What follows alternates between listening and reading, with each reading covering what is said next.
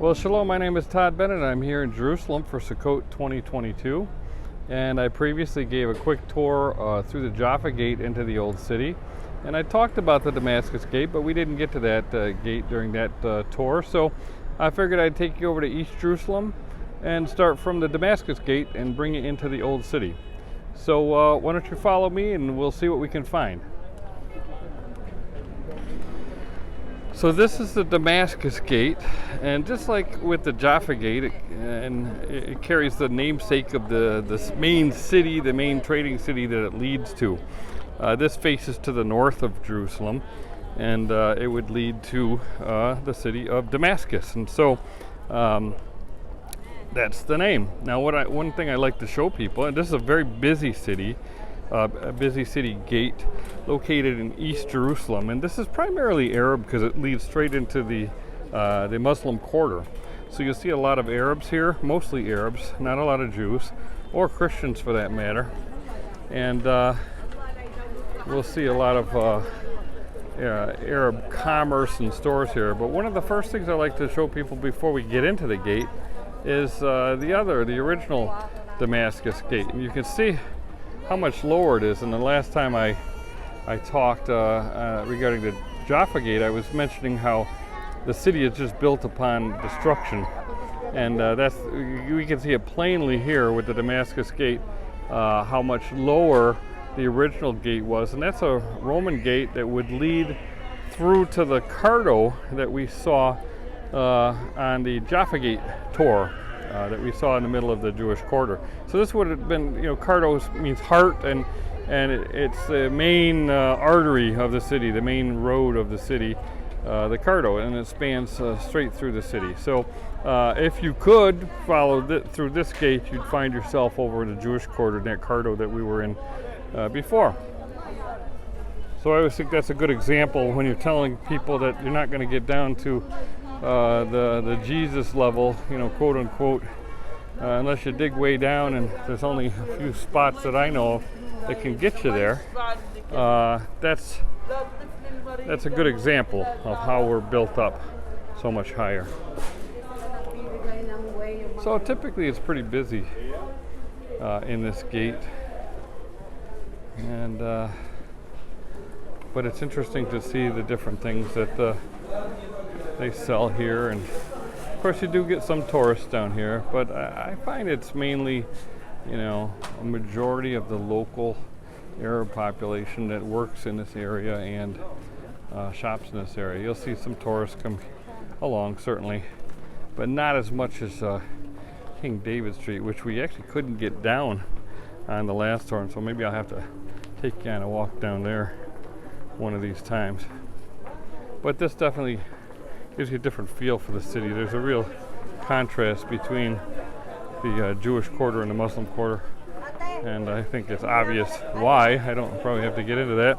Different cultures, different religions.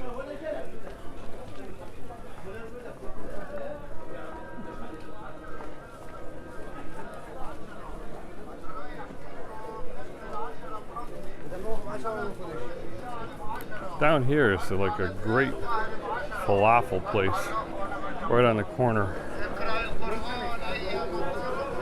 I may actually have to stop and get one.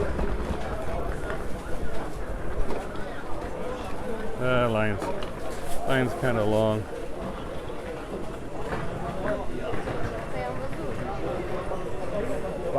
Actually, they're just eating. I think I'm going to pause here and grab a falafel for the road.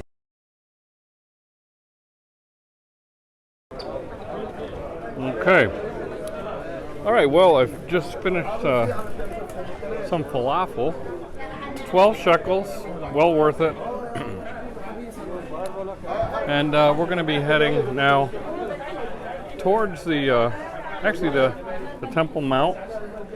It's going to be on our left-hand side. There's going to be various gates that lead into the Temple Mount, which are really only used by Arabs. Generally, there's a variety of gates that they use to get up to the Temple Mount. Lion's Gate, which is over on the east side of Jerusalem. It's one of the main gates. And then once you get into Damascus Gate, you can take some gates inside, from inside the city.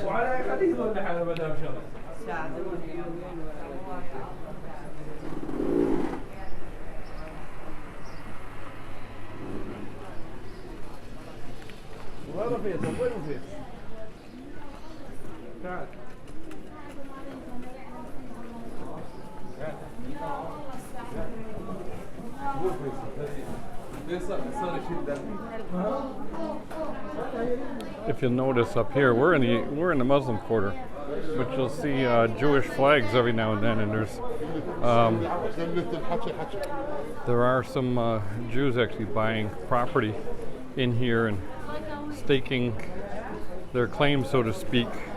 So that's a source of tension for sure.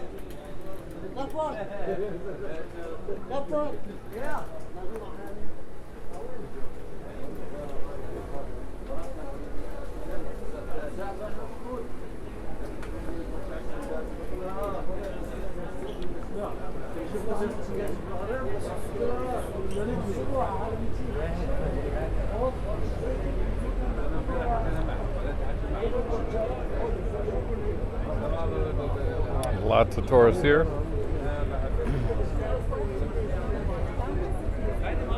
This is the Austrian Hospice, which is pretty interesting.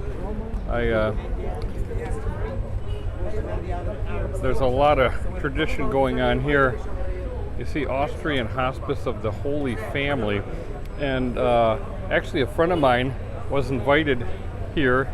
It's a hospice. It's also a little mansion inside. I used to go up in there a lot, look in their inside their chapel. There's all sorts of that imagery and different symbolism. We talked about that a little bit when we were in the Church of the Holy Sepulchre, and I talk about it in my various books. And if you'll watch the Queen Elizabeth II's recent funeral, you can see a lot of it in her funeral, and you'll see a lot of it in the coronation if King Charles III gets coronated, because these royal families claim ascendancy or descendancy from David. And my friend told me he was here actually for a ceremony where the Austrian king he was essentially coronated as the King of Jerusalem. So there's a lot of these royal families that claim this throne of Jerusalem, and it's very interesting to see how that will all play out.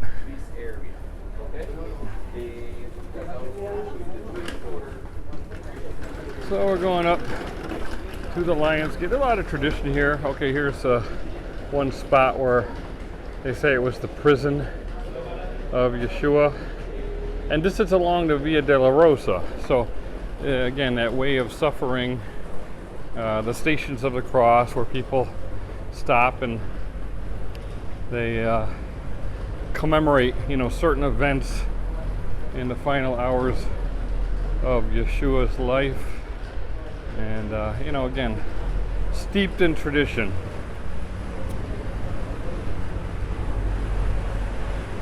You're gonna watch these streets. You might get run over if you don't see who's coming up behind you.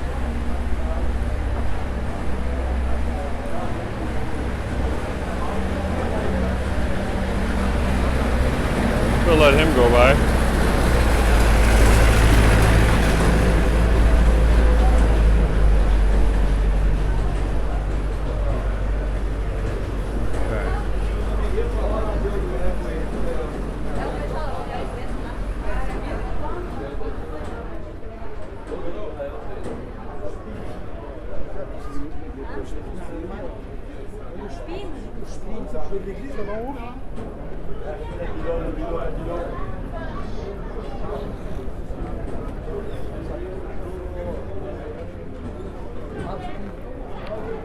All right, there's another station of the cross, number 2.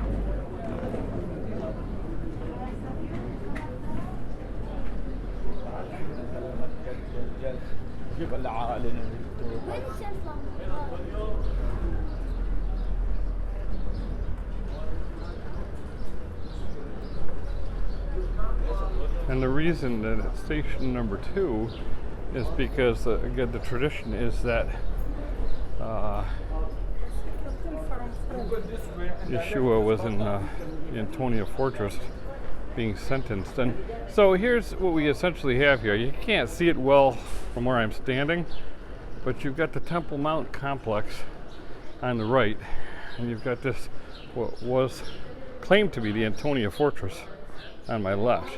And I urge you to get a map and just take a look from the overhead perspective, the size of the Antonia Fortress complex versus the Temple Mount complex, because they're just not, it's not even close when you talk about the size and space that you would need to house the 10th Roman Legion. So as we continue towards the Lion's Gate, you'll see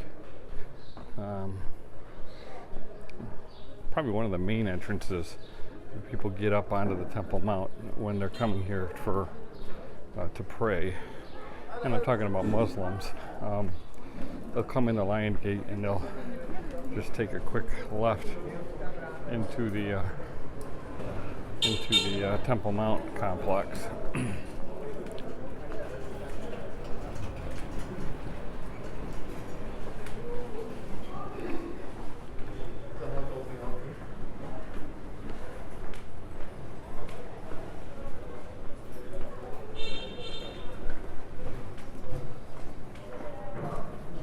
There's one gate.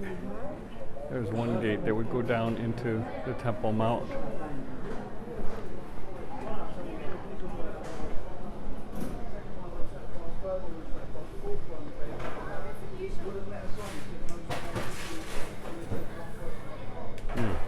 Well, if they had smell on this camera, you'd really like the smells of those breads over there, boy. But gotta save my appetite for later. You can see the Lion's Gate in the distance, and here's another way up into the Temple Mount.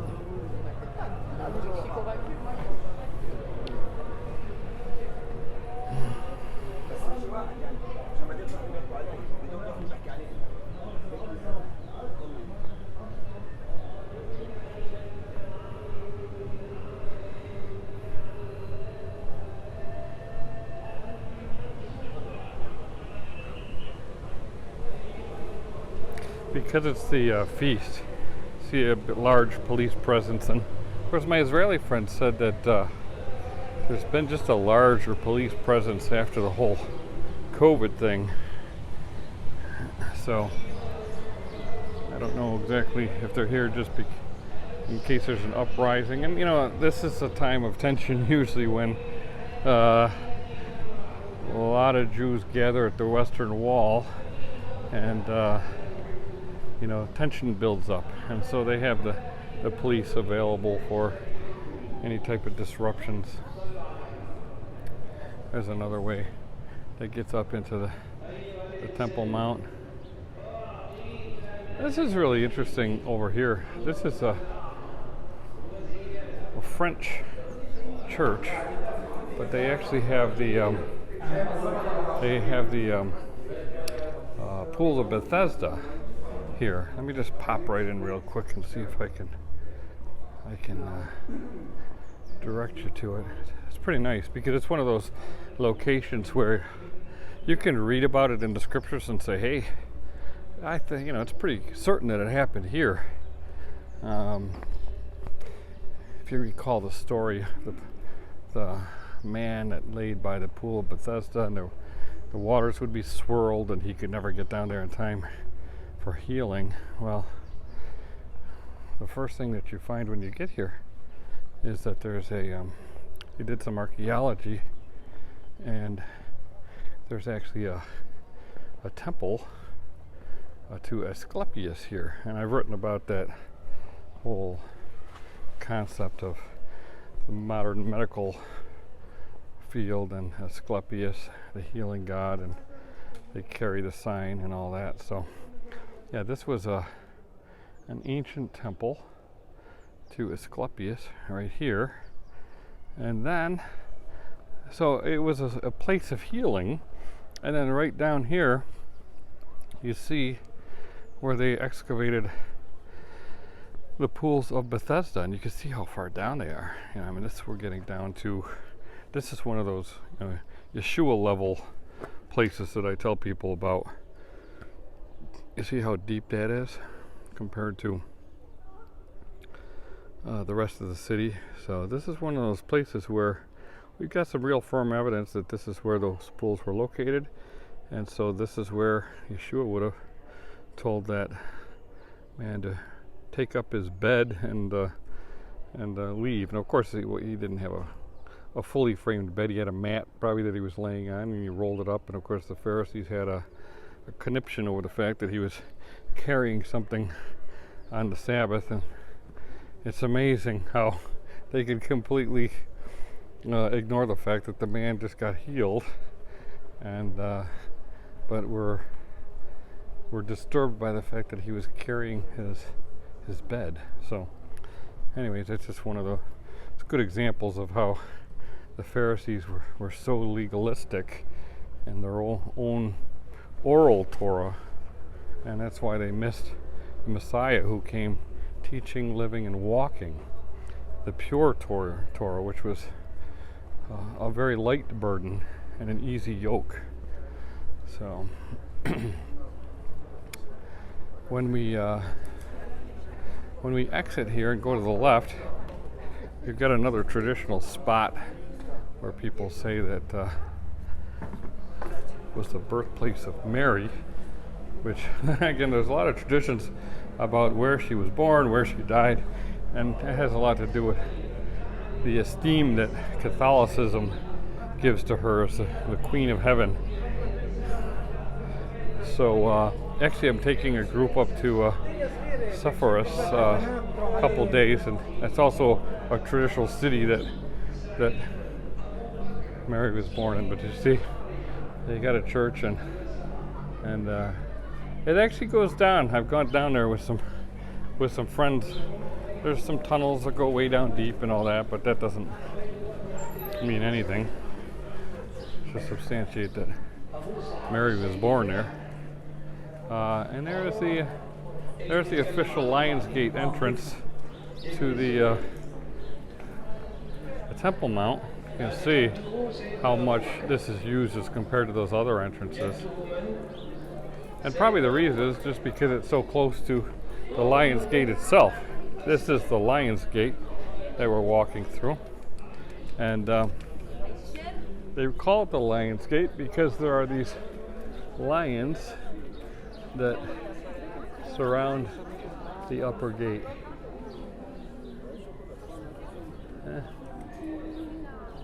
So there's the Lions Gate, and it leads right straight down into the heart of East Jerusalem.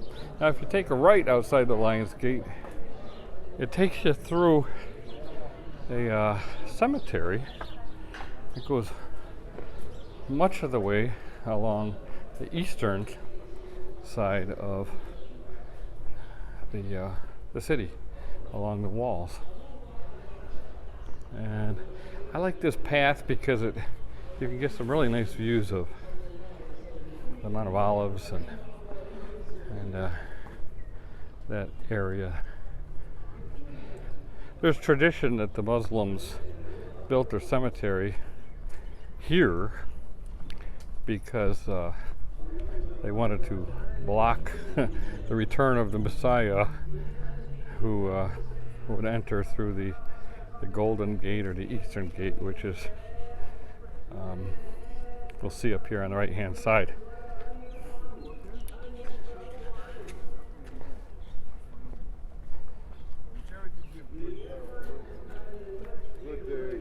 And of course, all along here, from where you see the barbed wire up there, all the way down to the end is what they call the Temple Mount. You've got the Dome of the Rock up there, and you also have the Al-Aqsa Mosque. The Al-Aqsa Mosque is down on the southern end. It's a very big mosque. And everybody knows what the Dome of the Rock looks like, and I may go up on the Temple Mount on this trip just to show you around a little bit. But during the feast, it's kind of a hassle. They're very, very strict about entrance times, and usually have to be there at a certain time, stand in line, try to get up there. So I'll check out the schedule later on. But there's the Golden Gate, which they say would lead that the Messiah would take into the city, and so they've got that sealed off, and you've got all these graves. Of course, the reason is because they would think that the Messiah would not go through a bunch of dead bodies to get there. So it's all futile religious stuff.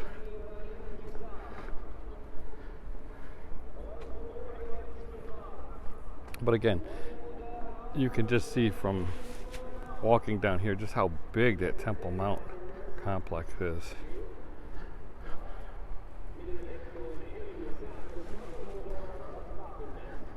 And I'll just stop here so you can get a view of the Mount of Olives.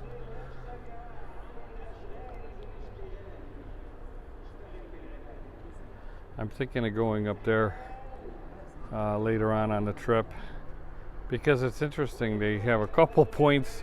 Again, the traditions are pretty interesting. They have a couple points where they say Yeshua ascended from up on the Mount of Olives. So I'll maybe take you to see one of those. But the Jews have all essentially buried their dead over there on the Mount of Olives in anticipation of the Messiah returning. So they want to be first to be resurrected when Messiah comes. Of course, they don't acknowledge that Yeshua came already and he's returning. They're waiting for their Messiah that they approve of. But anyways, you've got the Garden of Gethsemane down there next to the Church of the Nations there, the one with the three arches.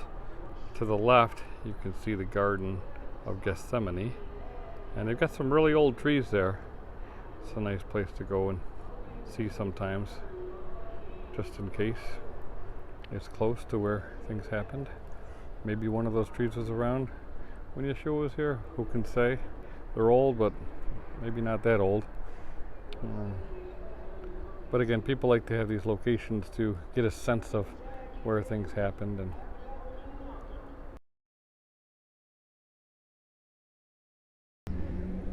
I was up walking along the wall there a few minutes ago, and I thought I'd just kind of come down here and give you a little more perspective of the Kidron Valley below the Mount of Olives. There's the Mount of Olives that we were looking at earlier, and you can see just how many graves there are. And this is a traditional spot where they would bury people, because we could see these ancient tombs down here. And they don't necessarily know. They have names associated with it, but they don't necessarily know who was in them.